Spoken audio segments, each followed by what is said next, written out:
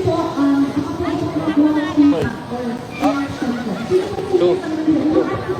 tuh, Zuminto. Zuminto. Okay.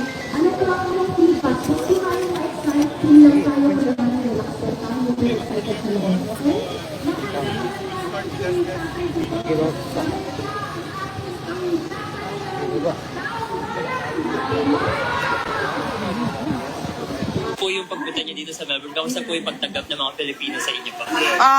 Well, yes, I'm happy to be here. It's my first time in Melbourne, and I'm happy that I'm happy for the warm welcome of the Filipino community here in Australia, not just Melbourne. Ano po ang reason ba't kayo pumunta dito? Personal po ba or politics aspect po? Yes, the reason why I am here is because I want to bring to the international community and talk to the Filipino community here in Australia about the International Criminal Court and the case of former President Duterte, as well as discussing what is happening in our country right now in terms of the performance of the administration of President Marcos. Kamusta po yung family niyo, Vice President, sa mga nangyayari po sa inyo sa former President Rodrigo Duterte at sa inyo ba? Immediate family, meaning my husband and my children, they're unaffected by politics. We don't discuss politics inside the house. My children are aware because they see content in social media, but we usually sit down with them and request them to ask questions directly from me and my husband so that we can answer the questions in their heads. And ano po yung mensahe niyo po sa mga Pilipino naman dito sa Australia po, sa pagsa-suporta po sa inyo? Yes. First, I'd like to thank the Filipino community in Australia. But not just Australia, many came to Australia to join the Free Duterte Now rally here in Melbourne. Some came from Hawaii, some came from the US, and from the Philippines as well. And we thank them for that, and we thank them for listening about the ICC case and about the situation of former President Rodrigo Duterte. Thank you. Thank you, Madam Vice President. Thank you for speaking with us. You see the big supporters, a big amount of supporters you have behind you here. But in terms of the political support, have you been trying to seek a meeting with the Australian government while you're here in Australia? Oh, not for this visit. I've not reached out. I did reach out to Foreign Minister Penny Wong, but unfortunately she is unable to meet me on Monday.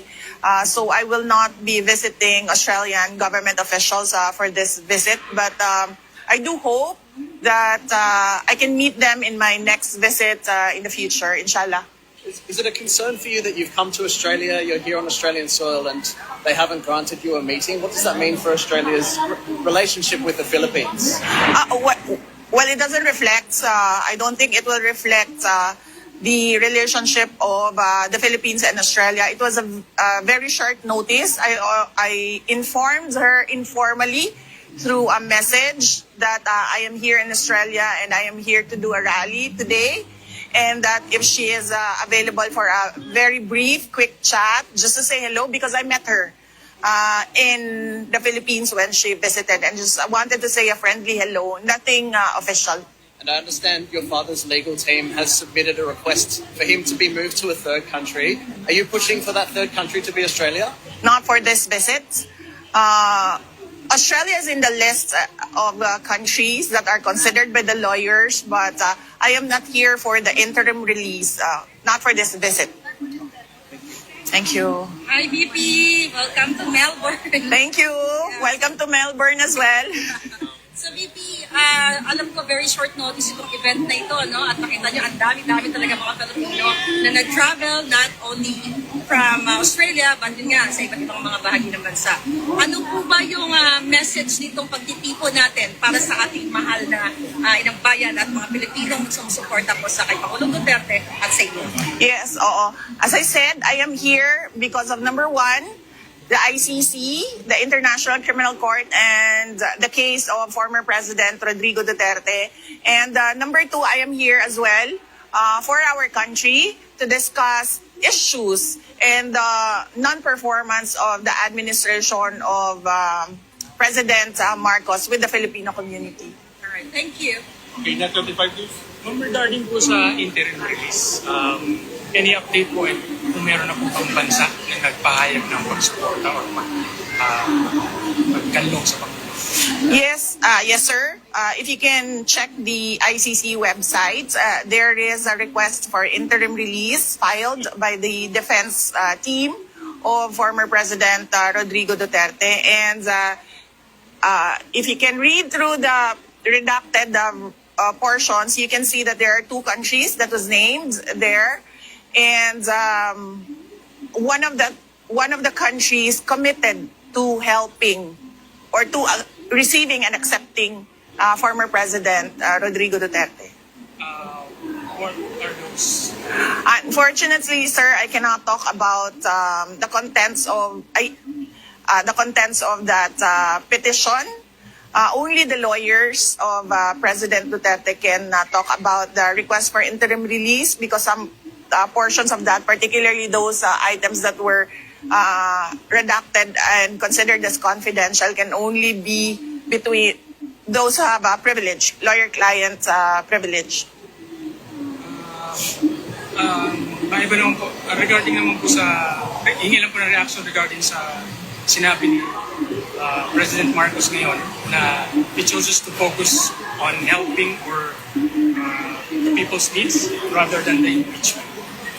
Reaction lang.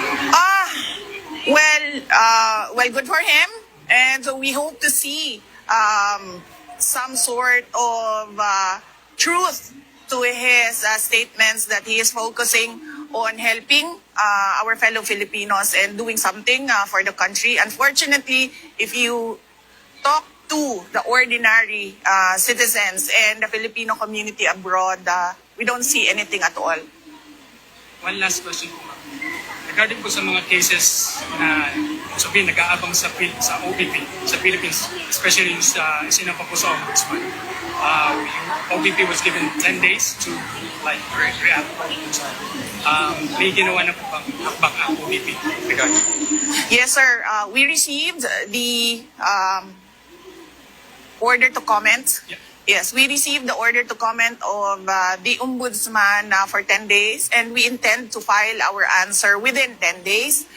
We've been preparing for this since November of 2023, the moment that we heard Representative Castro from the House of Representatives mentioned the word impeachment. So we've been preparing for this, and we've hired lawyers since 2023. So they will answer. We will provide the answer within 10 days. VP, nung nasa The Hague po tayo, na-mention niyo about the domestic legal remedy for PRRD. Yes. Ano po ba tayong update doon, VP? Well, the update is former spokesperson, former Secretary Attorney Harry Roque already sat down and discussed with a local Dutch lawyer, and he has been asking me to do a online consultation and vetting of the lawyer. I've not done that because I've not sat down and discussed this as well with former President Rodrigo Duterte. Since he is the client, I think he should be the one to decide, and he should be informed of the other remedies that are available to him. But hopefully, we can avail of all remedies to get to free Duterte now. For the last outlet, SMNI, please. I'm from Sorry. 79. Yes, sir. We will confirm if dadalo po ba tayo sa zona ng BBN. No, sir. I do not intend to attend the State of the Nation address of President Marcos, since I don't think he will be providing anything substantial about our country. And it would be best to spend that time with the Filipino community discussing what we can do for the country and to improve the country. Ma'am, may question pa. Natanggap ninyo po ba ang order ng Ombudsman to file counter-affidavit regarding issues sa confidential funds? Yes po, ano po yung magiging reaction po ninyo dito? Yes, we received the request to comment of the ombudsman, and the lawyers are already, as we speak, the lawyers are already preparing for the answer, and the lawyers informed me that we will provide the answer within the period required, within 10 days. So, ma'am, last question na po. Yes, sir. Yussi Castro, ma'am, said, and I quote, pang personal o pang bayan? That is the question. This was her reaction, ma'am, regards to your travel dito po sa Australia at sa ibang bansa. Ano po yung masasabi po? This is, I do not like traveling at all, except for holidays. And clearly, I am not on holiday for this trip. I am here to discuss with the Filipino community on ways forward for our country. And of course, how we can push the administration to do more for our country. And the Philippine government should not discount the contributions of the Filipino communities worldwide, because first, they've been sending dollars, millions and billions of dollars to the country. And second, they have the experience that people like us who have not worked, who have not lived abroad, they have that experience. So they know the best practices around the world. So it's good to sit down and discuss with them. Maraming salamat po. Thank you. Wala na kayo ibang question. Sayang naman yung ating ano dito, no? Nagbayad tayo. Nagbayad ba tayo? Oo, nagbayad tayo ng plane ticket and all para lang. We paid for plane ticket and all. So, ask questions. Yes. Yes. May usap-usapan na gusto ba makakipag-reconcile ng iyong dating ka-unit team sa iyo? Yan ba may katotohanan? No, ma'am, I've not received any requests for a sit down or any meeting with President Marcos. I have no ill feelings with him with regard to the political persecution that I am receiving from the administration, because that is part of the life of a politician. I have problems with his performance as president. And I have problems with the violations of our fundamental law, our constitution, particularly with the rendition of former President Duterte. That was really an affront to Philippine sovereignty. Recently po sinabi din niya na hindi daw siya makikialam sa inyong impeachment. So, alam naman natin pabago-bago siya ng statement. And now, there's this new statement. Ano naman ang maisasabi mo? Ito ba ay panibagong drama na naman? Kasi on and off, iba-iba yung statement ng ating presidente. Well, I am happy that you have observed that behavior of the president. He gives conflicting statements. Truly, the very first day of his administration. In fact, he has not followed through with any of his campaign promises, and that is an example of the conflict with regard to our president. And budol in English is scam, no? Yeah. Well, we're not surprised. He has the hallmark of a scammer.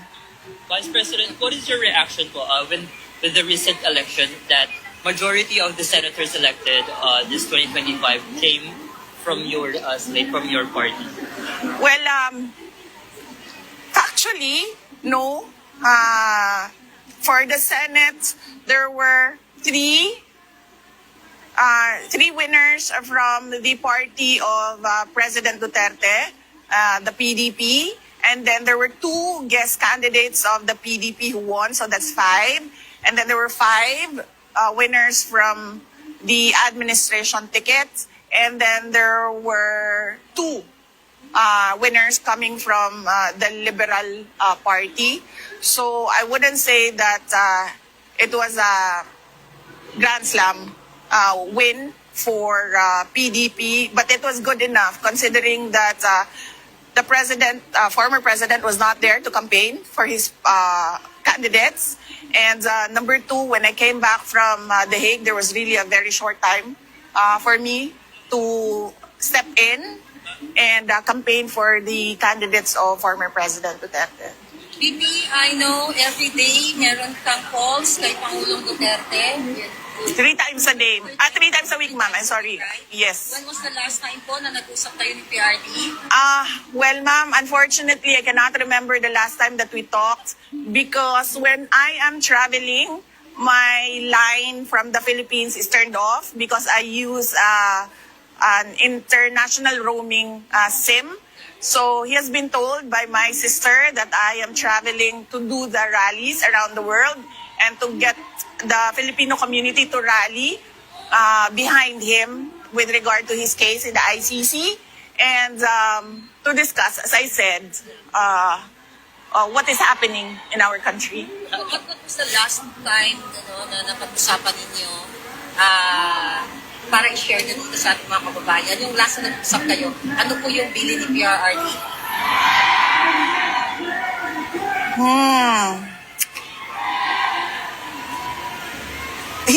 He asked about the interim release. And then I told him that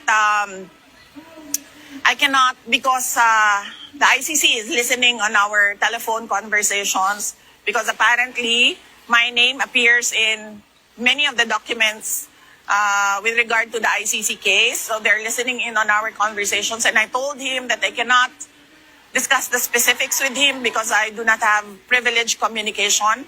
But I told him that we are working, the lawyers are working on it, and I'm helping the lawyers. All the family members are supporting the lawyers as well. What is his, Regards how to is he the holding up? timeline. What is his condition physically Oh, and mentally? you haven't seen him this thin before. I don't think he's ever been this thin since maybe before his marriage. So he's thick thin because of the lack of appetite and because of the weather. It's very cold for him. He's not used to the cold. And I think it's the way that they cook the food. It's not really traditional Filipino food. But I'm happy that he gets rice every day. But yes, he's given milk as well if he doesn't have the appetite to eat. VP, with regards with the timeline sa interim release ni PRRD, based dun sa mga conversation nyo or pag-uusap ninyo ng inyong mga lawyers o mga lawyers ni Pangulong Duterte, ano po tinitignan natin? Months, weeks? I asked the lawyers for the timeline of the interim release, and months was the answer, ma'am, not weeks. Months was the answer, but they wouldn't give a definitive timeline, but they said they're hoping to do it before September, and they're in a rush because of his age and his health condition. Yes, ma'am.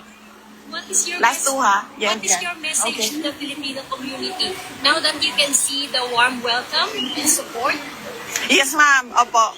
Even though the weather is very cold, I can feel the warmth of the welcome of the Filipino community. Last night, there was a small group discussion, and we met some Filipinos residing in Sydney, in Canberra, in Darwin, in Perth, in Adelaide.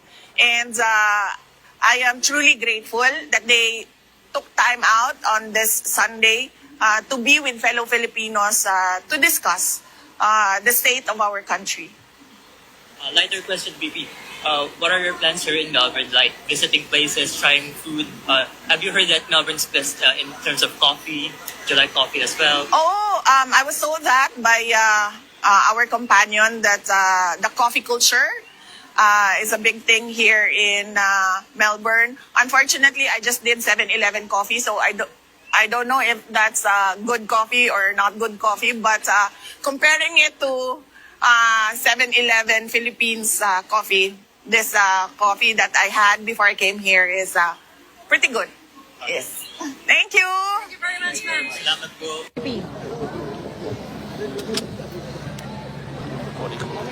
Okay, puntahan na natin.